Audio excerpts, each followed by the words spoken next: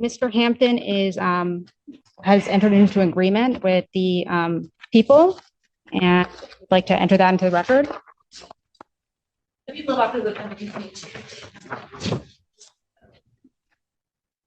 Thank you. we did not write that the agreement. He has been admitted to the 15th District Court Mental Health Court. Got it. His preliminary exam in 24 at 55262. He'll be entering a plea on Tuesday to attempt RNO, and that case will go to the 15th District Court Mental Health. Got it. Yeah. Your Honor, is it possible to enter into both today, to address both cases today on the record? That file is not in the courtroom. Oh, okay, got it. But I do believe that the building that you faster. Oh, sorry. But I don't believe it's. What? Okay. Talking about bond. All right, we'll just address this case today. He's going to enter a plea in another case that's set for prelim. Yes, yeah. So case 24F55262, just because of the timing with the mental health treatment court evaluation, that one was set for preliminary examination before the evaluation was complete. And that is currently set for exam. So over there is Ann, right? Yes. You know Ann? Yes. Okay. So if you had this, that may work out where we could like get rid of two cases and he could plead. I may or may not do it, but usually just go over and ask Ann. Because you asked me on the record, I'll probably say no, because I don't do the filing, so I don't know where it is. Understood. Yes. So I will. So would you like to do that today? I would like to. So here's what I'll do. I'll pass it. Go talk to Ann. Thank you very much, Your Honor. You're welcome. Your Honor, sorry. Ashley Bashir on behalf of Mr. Hampton. And in addition to addressing the case directly, we would like to address bond and request that a condition, specifically the home confinement tether, be reconsidered. Okay, I'll get to that maybe at some point. Good, thank you. Yeah. Right now, I'm trying to get these pleas done. Thank you. So my understanding is he's going to plead to count in case ending in 1596. He's going to plead to count 2. Yes. Correct? With count 1 being dismissed. That's going to be a guilty plea. Correct, counsel? Yes. All right. Then on the other matter, I have a plea form that indicates that the defendant will be pleading guilty to an added count 2 of attempted resisting and obstructing the 1-year offense. Upon a successful plea to that charge, count 1, the resisting and obstructing, would be dismissed. And there is an agreement that the defendant is to go to mental health court. That's the court's full understanding of the agreement. May I have the defendant's one? Raise your right hand. Do you solemnly swear and affirm the testimony you're about to give will be the truth, the whole truth, and nothing but the truth? So help you God. Yeah. State your name. Brandon Hampton. All right. And man, it is this court's understanding that you're going to be pleading guilty to 2 misdemeanor offenses. Is that correct? Yes. All right. The first one, in the case ending in 1596, is the charge of aggravated assault. That is a misdemeanor punishable by up to 1 year incarceration and a $1,000 fine plus court costs. You understand that? Mm-hmm. Yes? Yeah. Okay.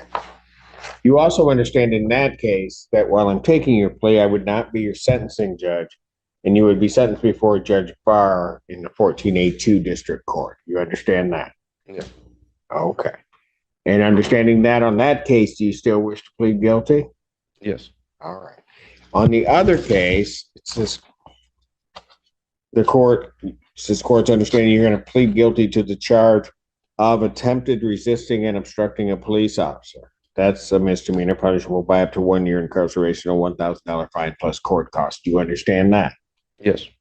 You understand also that while I'm taking your plea, I would not be your sentencing judge, and you would be sentenced before Judge Valvo in the 15th District Court. You understand that?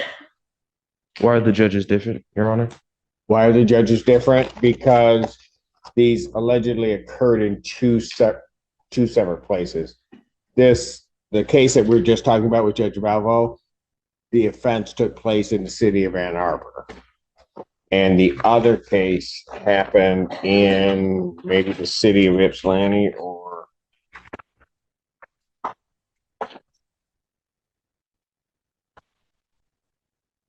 yes, in Ypsi City, it looks like. I'm sorry, Ann Arbor Township. Okay, so they occurred in two separate jurisdictions. Okay. Okay, that's why you have two separate judges. But what's going to happen, I think this is probably really the crux of your question. You're going to go to mental health court on these, right? Yeah. So Judge Valvo is actually in charge of mental health court. So when that case goes over to her, that will be where it is. You'll have to go before Judge Barr. Judge Barr will do the initial part of the sentencing and then place you on probation to be supervised by the mental health court. Follow that? So it's just a little bit of a process. Both cases, it's anticipated, are going to end up in the same spot. Okay. Okay. You got that? Any other questions on that? I guess it's not like possible for the other case just to go to Valvo as well. It will get there. It just can't go directly that way. Okay. Okay. For sure. Anything else? Trust me, we do this all the time. It'll get there. So it'll catch right up to it. Okay. All right. Any other questions you have? Just the one about bond, but Yeah, we'll get to that in a moment. All right. So understanding all of that, you still wish to plead guilty to these charges? yeah, Okay. So to the charge of aggravated assault, how do you plead? guilty. To the charge of attempted resisting and obstructing, how do you plead? Guilty. You understand that by pleading guilty, you will not have a trial of any kind. Yeah. All right. You signed an advice of rights form, correct? Yeah. Do you have any questions regarding any of those rights? No. All right. You see a copy on the podium. Look at paragraph 5. Those are your rights which are part of a trial. You understand that by pleading guilty, you'll be giving up those rights as well as all the rights on that form. Yes, Your Honor. You understand you're giving up your right to appeal of right. Yes, Your Honor. Are you on probation or parole? Yeah. Were you on probation at the time of these offenses? No. All right. Has anybody promised you anything other than what's been stated here today on the record to get you to plead to these charges? No. All right. Anybody threaten you or coerce you in any way? Kind of.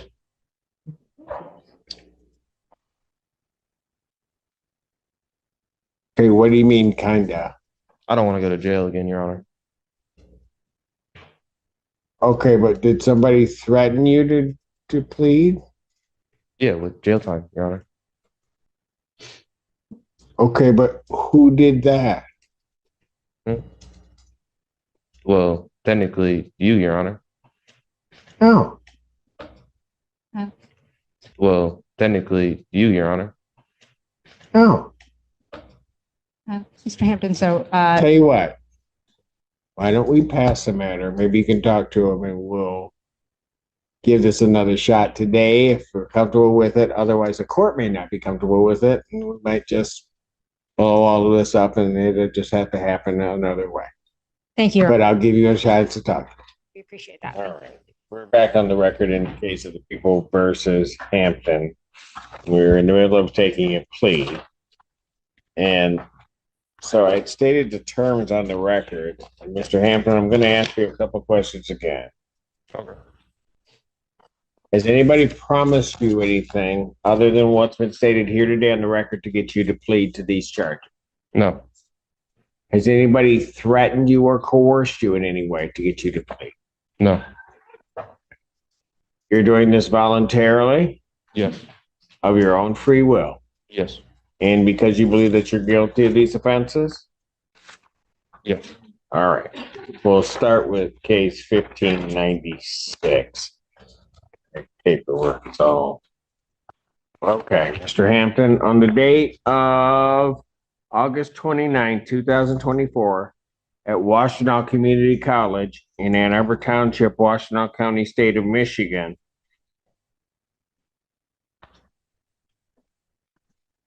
Do you recall what happened on that date regarding a Vladimir, is it Parahorov?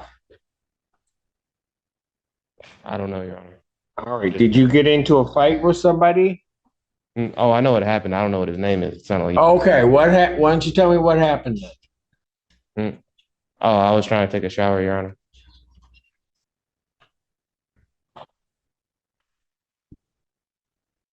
Okay, and then what occurred?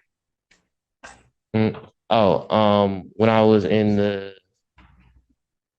locker room, he had pushed me up against the wall, hit me in my head, and threw me on the ground. And then broke in my property. Okay, but before that, did you do anything before that? No, Okay. it wasn't until there were 4 people on top of me and I was fearing for my life that I bit him, Your Honor.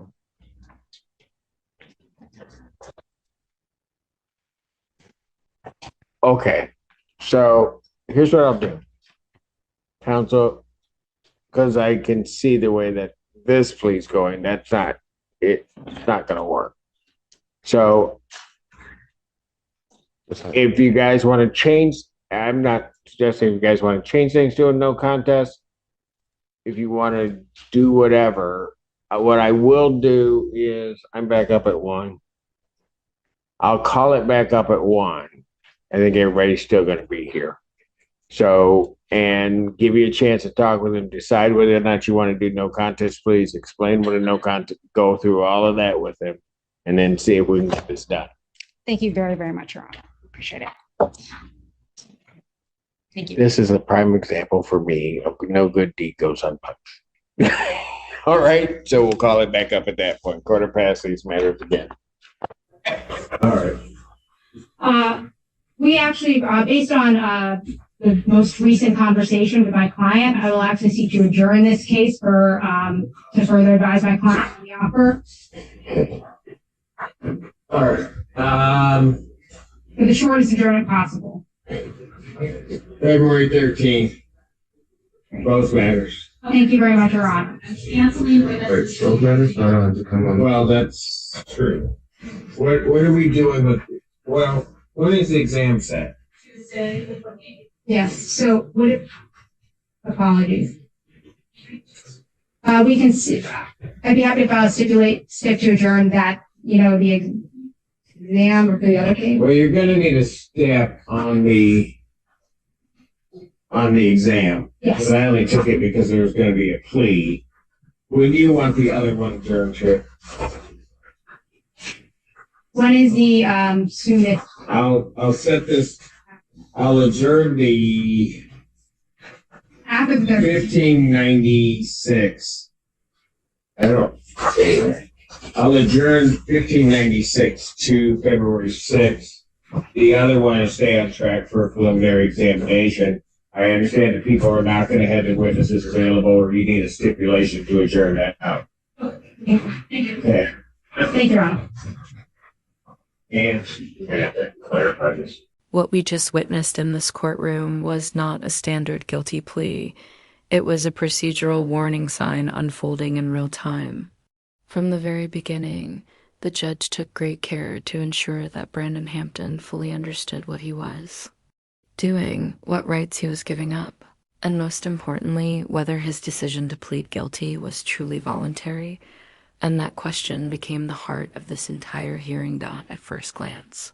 The agreement seemed straightforward. Mr. Hampton was set to plead guilty to 2 misdemeanor offenses: aggravated assault in one case and attempted resisting and obstructing a police officer in another.